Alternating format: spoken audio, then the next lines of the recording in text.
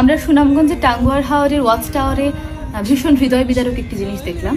Watch টাওয়ারের উপরে ওঠার পর দেয়ালগুলোতে বিভিন্ন লেখা দেখতে পাচ্ছি। কোথাও গেলে দেখি যে প্রেমিক প্রেমিকা এবং দেয়ালে তাদের নাম লিখে রেখে যায়, কিন্তু এই জায়গাটাতে একটি সন্তান তার বাবাকে উদ্দেশ্য করে এমন একটি লেখা লিখেছে, আপনারা শুনলে চোখের জল ধরে রাখতে পারবেন না। আমি একটু পড়ে শোনাচ্ছি।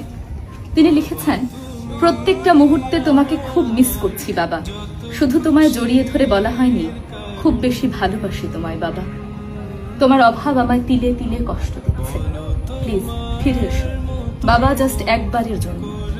পুরো লেখায় উনি এতবার বাবা লিখেছেন, স্পষ্টতই বোঝা যাচ্ছে যে উনি আসলে ওনার বাবাকে বাবা বলে ডাকতে চান, জড়িয়ে ধরতে চান। আমি জানি না ওনার বাবা আদৌ বেঁচে আছেন কিনা, যদি বেঁচে থাকেন আমি দোয়া করবো যেন বাবা এবং সন্তানের মধ্যে মিলন ঘটে, তারা আবার এক জায়গায় ফিরে আসতে পারেন। আর যদি বেঁচে না থাকেন আমি আঙ্কেলের জন্য দোয়া করবো আল্লাহ যেন বেহেশত নসিব করুন। তাই আপনাদের যাদের বাবা মা বেঁচে আছে, বাবা মাকে ভালোবাসুন, তাদেরকে জড়িয়ে ধরে মনের অনুভূতিটা বুঝতে দিন।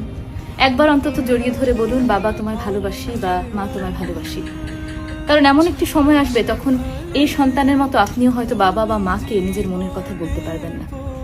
তাই সময় থাকতে থাকতে বাবা মাকে ভালোবাসুন, জড়িয়ে ধরে বলুন ভালোবাসি বাবা এবং মা। এবং আমার এই ভিডিওটি আমার বাবা এবং মাকে উদ্দেশ্য করছি।